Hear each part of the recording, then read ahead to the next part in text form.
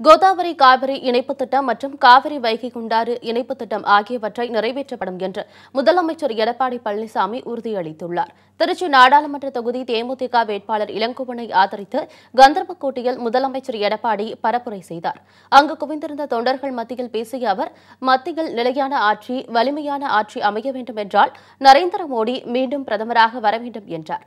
மேலும் அதிமுக கூட்டணி கட்சிகள் மக்களுடைய செல்வாக்கை பெற்ற கட்சிகள் என குறிப்பிட்ட முதல்வர் எடப்பாடி, இதனை பொறுத்துக் கொள்ள முடியாத எதிர்க்கட்சித் தலைவர் ஸ்டாலின் தேர்தல் ஜுரத்தில் மேடையில் என்ன பேசுவது என தெரியாமல் உளறி கொட்டுவதாக தெரிவித்தார். மேலும் கோதாவரி காவிரி இணைப்பு திட்டம், காவிரி வைகை குண்டாறு இணைப்பு திட்டம் ஆகியவற்றை கண்டிப்பாக நிறைவேற்றப்படும் என்று முதல்வர் உறுதிபட கூறினார்.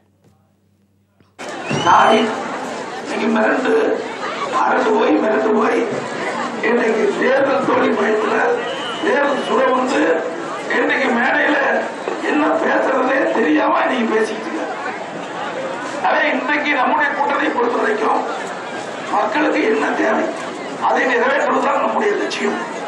கோதாவரி காவிரி நதிநீர் இணைப்பு திட்டம் அப்படி வருகின்ற பொழுது அந்த டெல்டா பாசன விவசாயிகள் முழுமையாக இந்த நீரை பயன்படுத்துவார்கள். நிலையான ஆட்சி, திறமையான பார்வையாளர் நம்முடைய வெற்றி வேட்பாளர் அறிவிச் சோதரர் இளங்கோவன் அவருக்கு முழு செல்லத்திலே வாக்களித்தார். மக்களுக்கான திட்டங்களை திமுக தடுப்பதாக குற்றம் சாட்டிய முதல்வர் எடப்பாடி பழனிசாமி, தேர்தல் முடிந்தவுடன் ஏழை தொழிலாளர்கள் குடும்பங்களுக்கு 2000 ரூபாய் வழங்கப்படும் என உறுதியளித்தார். மேலும் மருத்துவத்துறையில் தமிழகம் முதலிடத்தில் இருப்பதாகவும், மக்களுக்கு தேவையான திட்டங்களை தமிழக அரசு செயல்படுத்தி வருவதாகவும் முதல்வர் தெரிவித்தார். திமுகவின் அராஜகம் எல்லை மீறி போய்க் கொண்டிருப்பதாகவும் கூறினார். எல்லா தொழிலாளர்களுக்கும், விவசாய தொழிலாளி, கட்டட தொழிலாளி, நெசவு தொழிலாளி, மீன்பிடி தொழிலாளி, இப்படி தொழிலாளி என்று யார் இருக்கிறார்களோ அவர்களுக்கெல்லாம் 2000 ரூபாய் வழங்கப்படும் என்ற அறிவிப்பு கொடுத்து துவக்கி வச்சாச்சு. தேர்தல் ஆணையம் தேர்தல் முடிவதை 2000 ரூபாய் கொடுக்கக்கூடாது என்று ஆணை பிறப்பித்து அதனால் இந்த திட்டம் நிறுத்தப்படுகிறது. தேர்தல் முடித்தவுடன் எல்லா ஏழை குடும்ப தொழிலாளிக்கு 2000 ரூபாய் வழங்கும். அதே போல ஏழை தொழிலாளர் குழுவுக்கு 2000 கொடுக்கணும். அதையா நீதிமன்றத்துக்கு போய் நிறைய கூடாங்க. இப்ப தேர்தல் ஆணையத்துக்கு போய் புகார் செஞ்சு நிறுத்தி வச்சாங்க. ஒரு கட்சினா மக்களுக்கு சேவை செய்ய உதவி செய்தா கட்சி தூக்கி இருக்கிறாங்க. ஆனா திமுக கொண்டு வருகிற திட்டத்தை நிறுத்துகின்ற கட்சி திமுக கட்சி. திருச்சி உய்யக்கொண்டான் திருமலையில் பரப்புரை செய்த முதல்வர் பழனிசாமி, தேமுதிக வேட்பாளர் டாக்டர் இளங்கோவனுக்கு முரசு சின்னத்தில் வாக்களிக்க வேண்டுமென கேட்டுக் கொண்டார். சிறுபான்மையின மக்களை காக்கும் அரசு அதிமுக அரசுதான் தெரிவித்த முதல்வர், மின்மிகை மாநிலமாக தமிழகத்தை உருவாக்கியுள்ளதாக குறிப்பிட்டார்.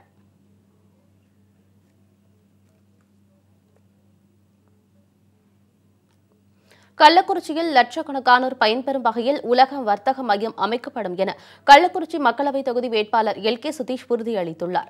கள்ளக்குறிச்சி மக்களவைத் தொகுதியில் தேமுதிக சார்பில் போட்டியிடும் எல்.கே. சுதீஷ் தொகுதிக்கு உட்பட்ட பல்வேறு பகுதிகளில் தீவிர பிரச்சாரத்தில் ஈடுபட்டு வருகிறார். வீடு வீடாக சென்றும் பேருந்து நிலையம், சந்தை மற்றும் கோவில்களில் அவர் வாக்கு சேகரிப்பில் ஈடுபட்டு வருகிறார். இதன் ஒரு பகுதியாக வீரசோழபுரத்தில் உள்ள 900 ஆண்டுகள் பழமை வாய்ந்த நாகரீஸ்வரர் கோவிலில் வழிபாடு செய்தார். அப்போது கோவில் சார்பாக அவருக்கு மரியாதை அளிக்கப்பட்டது. பின்னர் தனது பிரச்சாரத்தை அவர் தொடங்கினார்.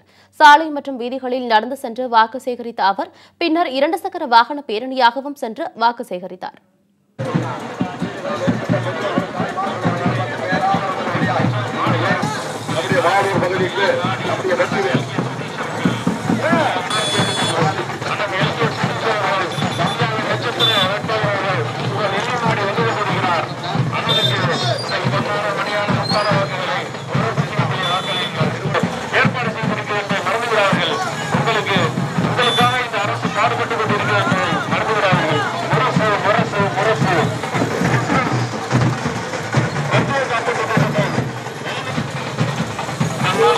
செய்து கொண்டிருக்கின்ற இதனைத் தொடர்ந்து செய்தியாளர்களை சந்தித்த அவர் கூட்டணி கட்சியினர் தேமுதிகவினர் மட்டுமல்லாது இளைஞர்களும் பொதுமக்களும் தனக்கு பேராதரவு அளித்து வருவதாக அவர் மகிழ்ச்சி தெரிவித்தார். மேலும் கள்ளக்குறிச்சியில் அனைத்து மக்களும் பயன்பெறும் வகையில் உலக வர்த்தக மையம் ஒன்று உருவாக்கப்படும் என்றார். இதன் மூலம் வேலைக்காக வெளிமாநிலங்களுக்கும் வெளிநாடுகளுக்கும் செல்லும் படித்த படிக்காத இளைஞர்கள் தங்கள் சொந்த காலில் நிற்கும் அளவுக்கு சுயமாக தொழில் மற்றும் வியாபாரம் செய்து வாழ்வாதாரத்தை உயர்த்திக் கொள்ள முடியும் என்றும் அவர் நம்பிக்கை தெரிவித்தார். கள்ளக்குறிச்சி பார்த்தீங்கன்னா ரொம்ப விவசாயம் பேஸ் பண்ண ஊர் தான். இங்கே இருக்கிற மக்கள் இளைஞர்கள் முக்கியம் பெங்களூரு, மெட்ராஸு, பாம்பேல தான் எல்லாம் வேலை செய்கிறாங்க. இன்றைக்கி அவங்க வீடை விட்டு அவங்க ஊரை விட்டு எல்லாம் நீங்கள் வெளி மாநிலத்தை போய்ட்டு அவங்க வேலை செய்ததுனால அந்த இளைஞர்களுக்கு அந்த ஊரிலே இருந்து சொந்த தொழில் அவங்களே பண்ணுறதுக்கு ஒரு ஏற்பாட்டை செய்ய போகிறாங்க. அது எப்படின்னாக்கா உலக வர்த்தக மையம், அதாவது வேர்ல்டு ட்ரேட் சென்டர் சொல்லுவாங்க. அது கள்ளக்குறிச்சியிலையோ இல்லை ஆத்தூர்லேயோ ஒரு நம்ம ட்ரேட் சென்டர் கொண்டு வந்து ஜப்பான், சைனாவில் இருக்கின்ற பெரிய பெரிய இண்டஸ்ட்ரீஸ் கம்பெனிஸு அது வீட்டில் இப்போ எப்படி நம்ம தீப்பெட்டி பண்ணுறோம், பீடி பண்ணுறோம், பட்டன் செய்வோம், ஃபோனுடைய அசசரிலாம் பண்ணுறோம் இல்லையா, அது மாதிரி ஒரு லட்சக்கணக்கான ப்ராடக்ட்டுகள் இந்தியாவில் வேர்ல்டில் இருக்காது. அது தயாரிக்கிறதுக்கு மற்ற நாடுகளில் ஆட்கள் குறைவாக இருக்குது அவங்களுக்கு. நம்ம நாட்டில் கண்டிப்பாக எடுத்து வந்தீங்கன்னாக்கா நம்முடைய மக்களுக்கு வேலைவாய்ப்பு கண்டிப்பாக கிடைக்கணும். அது அந்த இண்டஸ்ட்ரி நம்ம கொண்டு வந்து நம்ம ட்ரேட் சென்டரில் வச்சோம்னாக்கா அதுக்கப்புறம் நானும் பஸ்ஸு மூலியமாக அது பக்கத்து கிராமத்துக்கு பஸ் அனுப்பி அந்த மக்களுக்கு உள்ளே கொண்டு வந்து விட்டு ட்ரேட் சென்டருக்குள்ளே அவங்க அதை சுற்றி பார்க்கும் பொழுது அவங்களுக்கு பிடிச்ச எந்த இண்டஸ்ட்ரியில் அவங்களுக்கு பிடிக்குதோ அதுக்குள்ளே அவங்க போய் எடுத்து அந்த தொழில் அவங்க பண்ணானாக்கா வீட்டிலே பண்ணலாம். அது இப்போ எப்படி நம்ம ஒரு ஊரில் பால் கரைக்கிறோம், பால் எப்படி கோல்ட் சென்டருக்கு போய் அப்படியே மார்க்கெட்டு போகுது, அது மாதிரி அவங்க அந்த வீட்டிலேயே அவங்க அந்த தொழில் செய்யலாம். அப்படி செய்யும் பொழுது அந்த ஊரில் இருக்கின்ற அவங்க கூட இருக்கிற அக்கா, தங்கச்சி, மாமா அவங்கெல்லாம் சேர்ந்து செய்யும்போது அவங்களுக்கு எல்லாருக்குமே வேலைவாய்ப்பு கிடைக்கும். இதுதான் என்னுடைய மெயின் அஜெண்டா வச்சுருக்காங்க இந்த கள்ளக்குறிச்சிக்கு. வேலூர் மாவட்டம் காட்பாடியில் திமுக பொருளாளர் துரைமுருகன் வீட்டில் மீண்டும் வருமான வரித்துறையினர் சோதனை நடத்தி வருகின்றனர். அவரது நண்பர் சீனிவாசன் வீட்டிலும் சோதனை நடந்து வருகிறது.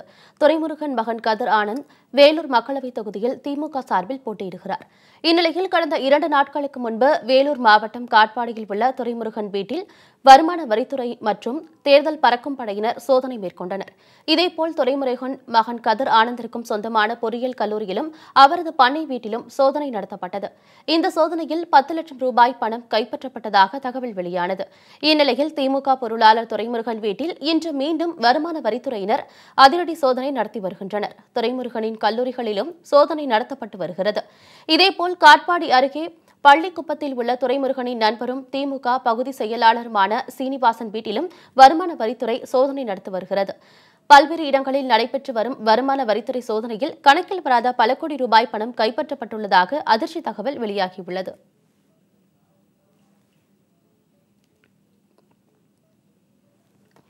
வேலூரில் துரைமுருகன் வீட்டில் நடந்த சோதனை தொடர்பாக அறிக்கை கிடைத்த பின் அடுத்த கட்ட நடவடிக்கை எடுக்கப்படும் என்று தமிழக தலைமை தேர்தல் அதிகாரி சத்யபிரதா சாஹூ தெரிவித்துள்ளார். சென்னையில் செய்தியாளர்களிடம் பேசிய அவர், வேலூரில் வருமான வரித்துறையின் சோதனை தொடர்ந்து நடைபெற்று வருவதாகவும் சோதனைக்கு பின்பு அவர்கள் தேர்தல் ஆணையத்திற்கு அறிக்கை அளிப்பார்கள் எனவும் கூறினார். அதன் அடிப்படையில் அடுத்த கட்ட நடவடிக்கை எடுக்கப்படும் என்றும் அவர் தெரிவித்தார். மேலும் கட்சியோ வேட்பாளரை சார்ந்திருக்கிறதா என்பதை அடையாளம் கண்ட பின்பே எவ்விதமான நடவடிக்கையும் எடுக்க முடியும் என்பதை இந்திய தேர்தல் ஆணையம் முடிவு செய்யும் என்று சத்யபிரதா சாஹூ கூறினார். தேர்தல் நடத்தை விதிமீறல் தொடர்பாக 800 புகார்கள் பெறப்பட்டு 80 எஃப்ஐஆர் பதிவு செய்யப்பட்டுள்ளதாகவும் உரிய ஆவணமின்றி கொண்டு செல்லப்பட்ட 78 கோடியே 12 லட்சம் பணம் பறிமுதல் செய்யப்பட்டுள்ளதாகவும் தமிழக தலைமை தேர்தல் அதிகாரி சத்யபிரதா சாஹூ குறிப்பிட்டார். Generally income tax department expenditure observer அப்புறம் நம்ம சிஓட ரிப்போர்ட், டிஓட ரிப்போர்ட், என்னென்ன ரிப்போர்ட்ஸ் எல்லாம் இருக்கிறதா, என்ன எவிடன்ஸ் இருக்கிறதா அதெல்லாம் பார்த்துட்டு எலெக்ஷன் கமிஷனில் ஒரு ஃபைனல் முடிவு. லாஸ்ட் எலெக்ஷன்லாம் பார்க்கும்போது மணி டிஸ்ட்ரிபியூஷனால நிறைய எலெக்ஷன் கேன்சல் பண்ணியிருக்காங்க. ஸோ இப்போ இருக்கக்கூடிய இந்த இதனால எலெக்ஷன் கேன்சல் ஆக சான்சஸ் இருக்கா? என்ன மாதிரி ஆஸ்பெக்ட்லாம் நம்ம கவனம் செலுத்தணும் சார்? இப்போ இதில் முதல்ல நம்ம என்ன பார்க்கணுன்னாக்க எவ்வளோ மணி இதில் இன்வால்வ் இருக்கிறது, ஏதோ ஒரு கட்சி சார்ந்த கேஸா, ஏதோ ஒரு பர்டிகுலர் கேண்டிடேட்ஸ் சார்ந்தது கேஸா, அந்த டீட்டெயில் ரிப்போர்ட் எலெக்ஷன் கமிஷனுக்கு நம்ம இன்ஃபார்ம் பண்ணுவோம் after getting the report from the ID department. அது முதல்ல அவங்க என்னென்ன இன்ஃபர்மேஷன் கொடுக்குறாங்களோ அது நம்ம பார்த்துட்டு அப்புறம் அவங்ககிட்ட என்னென்ன எவிடன்ஸ் இருக்குதா அது போதுமா அதெல்லாம் பார்த்துட்டு எலெக்ஷன் கமிஷனில் நம்மக்கிட்ட டைரெக்ஷன் கொடுப்பாங்க, ஐடி டிபார்ட்மெண்ட்டுக்கும் இன்ஃபர்மேஷன் கொடுப்பாங்க. ஸோ அந்த மாதிரி நம்ம காங்கிரஸ் ஆட்சிக்கு வந்தால் தமிழகத்திற்கு காவிரி நீர் கிடைக்காது என்று தமிழ் மாநில காங்கிரஸ் கட்சியின் தலைவர் ஜி.கே. வாசன் தெரிவித்தார். தஞ்சையில் தனது கட்சி வேட்பாளர் நடராஜன் மற்றும் அதிமுக சட்டமன்ற இடைத்தேர்தல் வேட்பாளர் ஆர். காந்தியை ஆதரித்து ஜி.கே. வாசன் பரப்புரை மேற்கொண்டார். அப்போது பேசிய அவர், கேரளாவில் கம்யூனிஸ்ட் தலைவர்கள் ராகுல் காந்திக்கு எதிர்ப்பு தெரிவித்து வரும் நிலையில் தமிழகத்தில் உள்ள கம்யூனிஸ்ட் நிர்வாகிகள் ஆதரவு தெரிவித்து வருவது ஏற்புடையது அல்ல என்றார். மேலும் காவிரியை மீட்டெடுத்த பெருமை மறைந்த முதலமைச்சர் ஜெயலலிதாவையே சேரும் என்றும், காங்கிரஸ் ஆட்சிக்கு வந்தால் காவிரியில் எப்படி தண்ணீர் வரும் எனவும் அவர் கேள்வி எழுப்பினார். இன்றைக்கு தமிழ் மாநில காங்கிரஸ் கட்சி நம்முடைய இஸ்லாமிய மக்களுக்கும் தலித் மக்களுக்கும் காவலர்களாக செயல்பட்டுக் கொண்டிருக்கிறோம். உங்களுக்கு பிரச்சனை என்றால் அதற்கு குரல் கொடுக்கின்ற கட்சி அதிமுக மற்றும் தமாக தான் என்பதிலே மாற்று கருத்து கிடையாது. திரு பினராயி விஜயன் அவர்கள் இன்றைக்கு ராகுல் காந்தியை தோற்கடிப்போம், அதுதான் எங்களுடைய கடமை என்று கூறியிருக்கிறார். ஆனால் தமிழகத்தைச் சேர்ந்த மரியாதைக்குரிய கம்யூனிஸ்ட் கட்சியைச் சேர்ந்த தலைவர்களும் நண்பர்களும் காங்கிரஸ் கட்சியினுடைய மேடையிலே மக்களை ஏமாற்றும் வகையிலே பேசிக் கொண்டிருப்பது ஒருபோதும் ஏற்புடையதல்ல என்பதை இந்த தருணத்திலே நான் குறிப்பிட விரும்புகிறேன். இன்றைக்கு தமிழகத்திலே முறையாக தண்ணீர் கிடைத்திருக்க வேண்டும். கிடைக்காததற்கு காரணம் காங்கிரஸ் ஜனதா தளம் தான் என்பதை இந்த நேரத்தில் நான் பகிரங்கமாக குற்றம் சாட்ட விரும்புகிறேன். அந்த காவிரியை மீட்டெடுத்த பெருமை புரட்சி தலைவிக்கு உண்டு என்பதை யாரும் மறந்துவிட முடியாது. திருவாரூர் தியாகராஜர் கோவிலில் ஆழி தேரோட்டத்தில் பல்லாயிரக்கணக்கான பக்தர்கள் கலந்து கொண்டு தேரை வடம் பிடித்து இழுத்தனர். திருவாரூரில் உள்ள தியாகராஜர் கோவில் சைவ சமயத்தின் தலைமையிடமாக திகழ்கிறது. சர்வ தோஷங்களையும் நீக்கும் பரிகார ஸ்தலமாக உள்ள தியாகராஜர் கோவிலின் ஆழி தேருக்கு ஆசியாவிலேயே மிகப்பெரிய தேர் என்ற பெருமை உண்டு. 96 அடி உயரமும் 31 அடி அகலமும் 350 டன் எடையும் கொண்ட திருவாரூர் ஆழி தேரோட்டம் ஆண்டுதோறும் பங்குனி உத்திர திருவிழாவுக்கு பிறகு நடைபெறும். இந்த ஆண்டு கடந்த ஏப்ரல் 19ஆம் தேதி இரவு 9 மணிக்கு கோவிலில் இருந்த தியாகராஜர், விநாயகர், சுப்பிரமணியர் உள்ளிட்ட சுவாமிகள் ஆழித்தேரில் எழுந்தருளினர். இந்நிலையில் இன்று காலை 5 மணிக்கு திருவாரூர் சன்னதி தெரு எதிரே அமைந்துள்ள விநாயகர், சுப்பிரமணியர் தேரோட்டம் நடைபெற்றது. இதனைத் தொடர்ந்து காலை 7:15 மணிக்கு சன்னதி தெரு எதிரே அமைந்துள்ள தேரடியிலிருந்து ஆழி தேரோட்டம் தொடங்கியது. மாவட்ட ஆட்சியர் ஆனந்த் கொடியசைத்து தேரோட்டத்தை தொடங்கி வைத்தார். இதில் பல்வேறு மாவட்டங்களிலிருந்தும் மாநிலங்களிலிருந்தும் வந்திருந்த பல்லாயிரக்கணக்கான பக்தர்களின் விண்ணை எட்டும் முழக்கத்துடன் தேர் வீதி உலா வந்தது.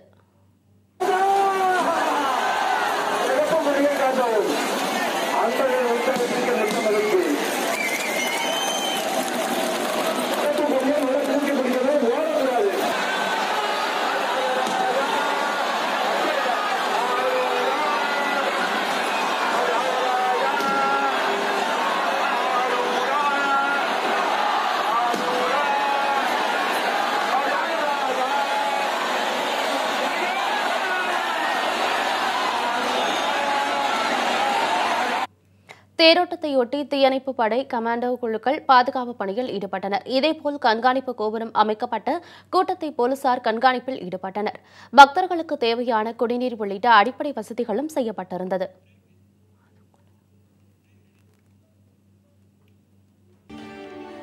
இனிவரும் எந்த தேர்தலிலும் திமுக போட்டியிடாது என பாமக நிறுவனர் ராமதாஸ் தெரிவித்துள்ளார். கடலூர் மக்களவை தொகுதி வேட்பாளர் டாக்டர் கோவிந்தசாமியை ஆதரித்து பிரச்சாரத்தில் ஈடுபட்ட அவர் இதனை தெரிவித்தார். கடந்த 18 ஆண்டுகளாக திமுக எந்தவொரு திட்டத்தையும் நிறைவேற்றவில்லை என புகார் தெரிவித்த அவர் இந்த தேர்தலுடன் திமுகவுக்கு பொதுமக்கள் முடிவு கட்ட வேண்டும் என கேட்டுக் கொண்டார்.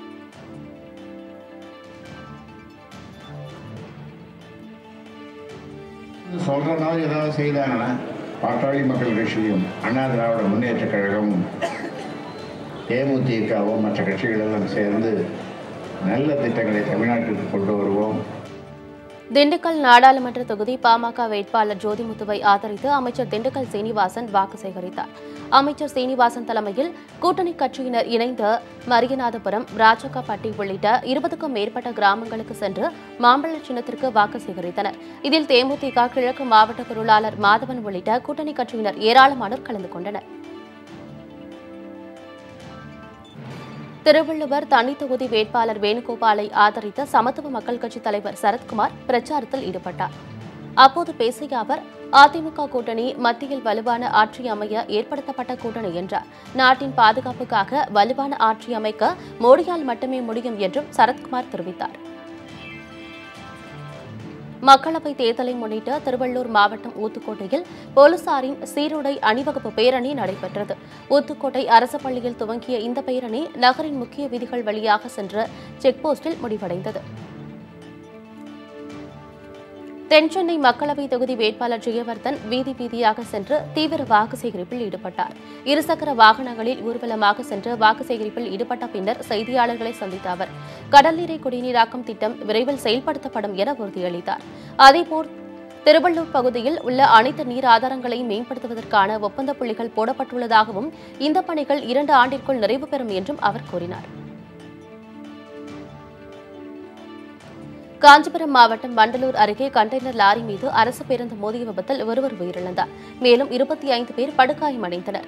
தகவல் அறிந்து வந்த காவல்துறையினர் காயமடைந்தவர்களை மீட்டு சிகிச்சைக்காக மருத்துவமனைக்கு அனுப்பி வைத்தனர்.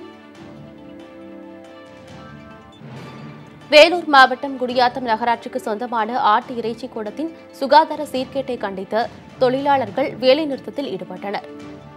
சுண்ணாம்புப்பேட்டை பகுதியில் செயல்பட்டு வரும் ஆடு அறுக்கும் கூடத்தில் தண்ணீர் உள்ளிட்ட அடிப்படை வசதிகள் கூட இல்லாததால் இறைச்சியை கழுவ தண்ணீரை விலை கொடுத்து வாங்க வேண்டியிருப்பதாக தொழிலாளர்கள் தெரிவித்தனர். கல்லூரி மாணவிகளுக்கு கடந்த 7 ஆண்டுகளாக பாலியல் தொந்தரவு கொடுத்ததாக கைது செய்யப்பட்ட இளங்கோவன் கரூர் கிளைச்சிறையில் அடைக்கப்பட்டார். தனக்கு ஜாமீன் கேட்டு அவர் தாக்கல் செய்த மனு மாவட்ட முதன்மை அமர்வு நீதிமன்றம் பிருந்தா கேசவசாரி முன் விசாரணைக்கு வந்தது. அப்போது பாதிக்கப்பட்ட மாணவிகள் 10 பேரிடமும் நீதிபதி தனியாக வாக்குமூலம் பெற்றார். மேலும் மாணவிகள் மற்றும் அரசு தரப்பில் ஜாமீன் வழங்கக்கூடாது என வாதிடப்பட்டது. இதையடுத்து இளங்கோவன் ஜாமீன் மனுவை தள்ளுபடி செய்து நீதிபதி உத்தரவிட்டார். திண்டுக்கல் மாவட்டம் வேடச்சந்தூர் அருகே கோவிலை சீரமைத்து தரக்கோரி அப்பகுதி மக்கள் அறநிலையத்துறைக்கு வேண்டுகோள் விடுத்துள்ளனர். குஜ்லியம் பாறை அருகே உள்ள அருள்மிகு வீரபாண்டி ஈஸ்வரன் கோவில் கடந்த 3 ஆண்டுகளாக மூடிய நிலையில் பராமரிப்பு இன்றி காணப்படுகிறது. இதனை சீரமைத்து தர வேண்டும் என்பதே இவர்களின் முக்கிய கோரிக்கையாகும். அரியலூர் மாவட்டம் ஜெயங்கொண்டம் அருகே இருவேறு இடங்களில் நடைபெற்ற வாகன சோதனையில் 2,44,000 ரூபாய் பறிமுதல் செய்யப்பட்டது.